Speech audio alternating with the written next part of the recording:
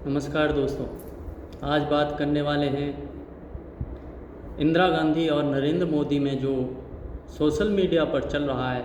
नए नए लोग आए दिन नई नई चीज़ें दे रहे हैं कि इंदिरा गांधी ने ये किया, इंदिरा गांधी ने वो कर दिया जो मोदी नहीं कर पाए। आखिरकार हम इस वीडियो में यही जानने की कोशिश करेंगे कि देश के प्रधानमंत्री नरेंद्र मोदी और उस समय की प्रधानमंत्री श्रीमती स्वर्गीय इंदिरा गांधी जी ने क्या किया था और अपने देश के वर्तमान में प्रधानमंत्री नरेंद्र मोदी देश के लिए क्या कर रहे हैं।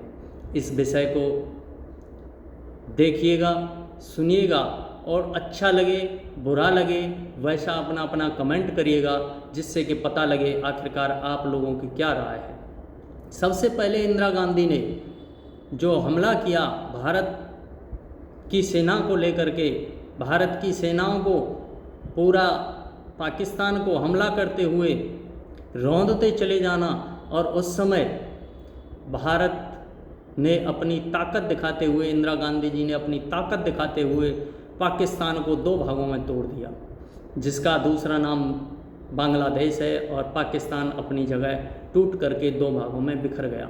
जब हमारी सेनाएं इतना अंदर तक जा कर के पाकिस्तान को दो हिस्सों में बांटने का काम कर सकती थीं, तो मैं जो लोग इंदिरा गांधी के बारे में ये कह रहे हैं कि देश को, पाकिस्तान को इंदिरा गांधी ने दो भागों में बांट दिया और वहाँ के सैनिकों को इतना वो कर दिया, मैं उनसे पूछना चाहता हूँ, इंदिरा गांधी जी ने जहाँ तक पाकिस्तान पर कब्जा किया था वो जगह वापस क्यों दे दी गई?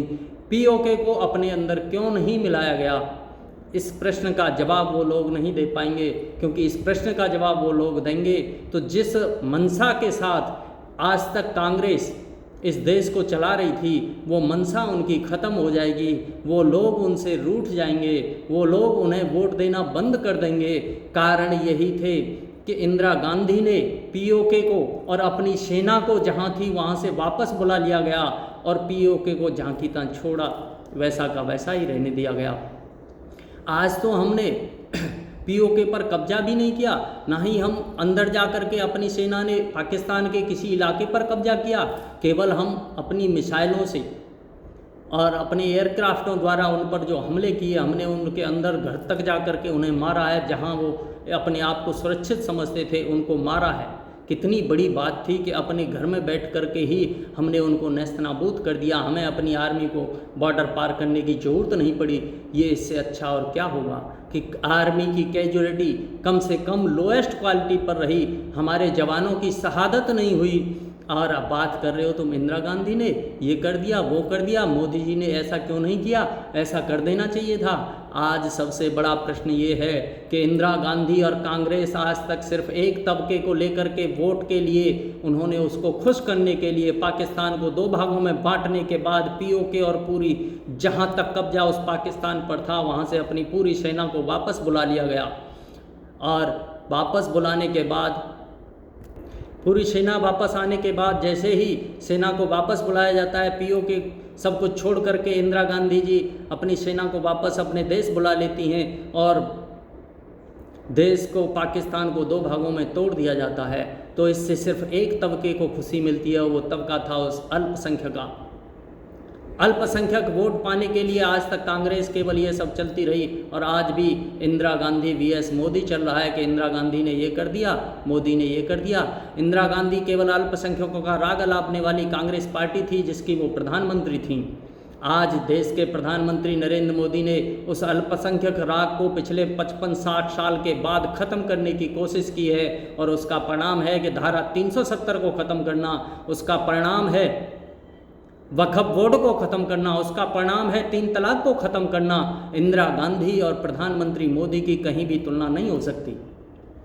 हाँ, हम ये ज़रूर कह सकते हैं कि मोदी जी ने कुछ खामियां की होंगी, उनकी नीति में कुछ खामियां होंगी, लेकिन इंदिरा गांधी का और मोदी का कहीं भी कोई आपस में तुलनात्मक अध्ययन नहीं हो सकता, क्योंकि उस समय की राजनीति अल्पसंख्यक के आसपास घूमती थी, अल्पसंख्यक वोट को पाने के लिए होती थी। आज की राजनीति देश के, राष्ट्र के विकास के लिए हो रही है। आज की राजनीति इस देश में बहुसंख्यक समुदाय के लिए हो रही है। आज की राजनीति सीधे सीधे शब्दों में कहें तो सनातन के लिए हो रही है। सनातन की पीढ़ी कैसे सुरक्षित रहेगी, इसके लिए हो रही है। योगी आदित्यनाथ ने जिस तरह से अपने उत्तर प्रदेश के अंदर सनातन को जिंदा रखने के लिए जो काम किए हैं, उन कामों की सराहना हो रही है। उसी तरह से देश के प्रधानमंत्री नरेंद्र मोदी जो काम कर रहे हैं, चाहे वो धारा 370 का हटाना हो, चाहे आए दिन जब भी आतंकवादी हमले हुए, चाहे पुलवामा अटैक हो, चाहे सोते हुए जवानों पर अटैक हो, उसका बदला लेने के लिए पाकिस्तान के अंदर 10 हर बार अंदर जा कर के हमने उन्हें आतंकवादियों को मौत के घाट उतारा है। कभी भी ये नहीं सोचा कि अल्पसंख्यक खुश होगा या बहुसंख्यक नाराज होगा, केवल ये सोचा कि देश का विकास कैसे होगा, देश आगे कैसे बढ़ेगा। इस सोच को लेकर के प्रधानमंत्री नरेंद्र मोदी आज तक चले जा रहे हैं। उन्होंने कभी ये नहीं कहा कि हिंदू मुस्लिम दंगे क्यों हो रहे हैं, उन्होंने कभी ये नहीं कहा। उन्होंने सिर्फ ये कहा कि जो भी भारतवर्ष की एकता अखंडता को तोड़ना चाहता है वो देश का गद्दार है। उन्होंने कभी मुस्लिम का नाम लेकर ये नहीं कहा कि मुसलमान बुरा है, लेकिन देश का मुसलमान, देश का अल्पसंख्यक आज भी मोदी को गाली देता है कि मोदी ने क्या कर दिया, कि इसने ये क्या कर दिया। इंदिरा और मोदी, इंदिरा vs मोदी जो चल रहा है ये सब बकवास है। क्योंकि देश के प्रधानमंत्री ने, आज की बात करें, उस समय जो हमने उस युद्ध में जो काम किए थे, हमारा देश की अर्थव्यवस्था इकानमी बहुत पीछे चली गई थी। इंदिरा गांधी ने जो उस समय लड़ाई लड़ी थी, लेकिन आज की जो लड़ाई लड़ी गई है, उस लड़ाई में हमारे अपने मेक इन इंडिया के हथियारों का दुनिया के अंदर वर्चस्व स्थापित हुआ है। उस वर्चस्व को लेकर देश के प्रधानमंत्री ने आर्मी के कैंप पे जा कर के, आदमपुर कैंप पे, जिसे पाकिस्तान ये कहता था वो आदमपुर कैंप हमने आर्मी का, एयरफोर्स का उड़ा दिया है, उस पे जा कर के सीधा अनाउंस किया है कि हमने अपने दुश्मनों को ही नहीं, हमने उन आतंकवादियों को ही नहीं, हमने उनके सपोर्टर आकाओं को भी मिट्टी में मिला दिया है। क्योंकि जिस तरह से चीन और तुर्की पाकिस्तान के साथ खड़े हुए थे, उसी तरह से चीन और तुर्की ने जो हथियार, जो असले भारतवर्ष के ऊपर छोड़ने के लिए पाकिस्तान को दिए, उन सारे हथियार और असलों को मेड इन इंडिया के हथियार और असलों ने ख़त्म कर दिया। ये मेड इन इंडिया की ताकत है, आज पूरी दुनिया ने देखी है। और भारत की अर्थव्यवस्था, भारत की इकोनॉमी बूस्ट कर रही है। भारत की इकोनॉमी डाउन होने वाली नहीं है, भारत की इकोनॉमी यहाँ से बढ़ती चली जाएगी। और इंदिरा गांधी ने जो युद्ध किया था, उस युद्ध से आज तक हम 30 साल पीछे चले गए थे। आज तक हमारी इकोनॉमी बूस्ट नहीं हो पाई। देश के प्रधानमंत्री का शुक्र अदा, देश के प्रधानमंत्री का धन्यवाद देना चाहिए इन लोगों को कि उन्होंने इतनी विषम परिस्थितियों में प्रधानमंत्री बनने के बाद भी, कोरोना जैसी महामारी को देखने के बाद भी, कोरोना जैसी महामारी ने पूरी दुनिया की इकोनॉमी को तोड़ के रख दिया था, लेकिन भारत की इकोनॉमी जहाँ की तहाँ खड़ी रही। उसका कारण था देश के प्रधानमंत्री का नेतृत्व।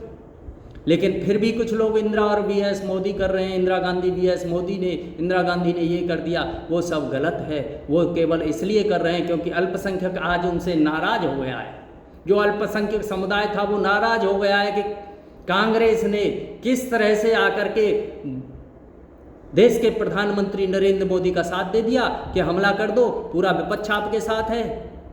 ऐसा करने से आज उनका अल्पसंख्यक वोट उनसे छूटता चला जा रहा है। अल्पसंख्यक वोट की राग अलापने वाले लोगों से वो वोट टूटता चला जा रहा है, क्योंकि जिस कांग्रेस की दुहाई देने वाले आज तक अल्पसंख्यक समुदाय के लोग थे, वो सारे के सारे अब कांग्रेस को कोस रहे हैं। और कांग्रेस, इसीलिए कांग्रेस ने एक नया सिगुफा शुरू किया, इंदिरा गांधी vs मोदी।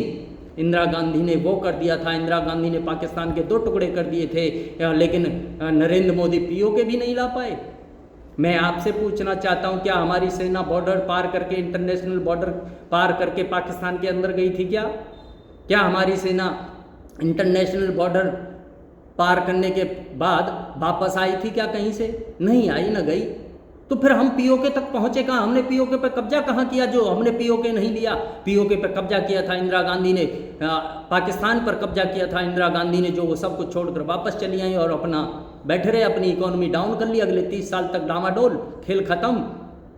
लेकिन देश के प्रधानमंत्री ने अपनी इकोनॉमी को बूस्ट दिया है। हमारे आने वाले अगले 2-3 साल में हम तीसरी सबसे बड़ी अर्थव्यवस्था बनने जा रहे हैं, क्योंकि हमारे डिफेंस के हथियार वो उस आसमानी ऊंचाई पर पहुंच चुके हैं, जिस आसमानी ऊंचाई को छूने के लिए पूरी दुनिया, बेताज बादशाह अमेरिका, रूस, चीन सब चाहते हैं कि हमारे असले बिकें। लेकिन आज दुनिया भारत की ओर देख रही है। आज दुनिया के हथियार मार्केट के अंदर डिमांड बढ़ती चली जा रही है। भारत बहुत जल्दी हथियारों का सबसे बड़ा बेचने वाला भागीदार बनने जा रहा है, जो इकोनॉमी को बूस्ट देने का सबसे बड़ा कारण बनेगा डिफेंस सेक्टर। नमस्कार दोस्तों।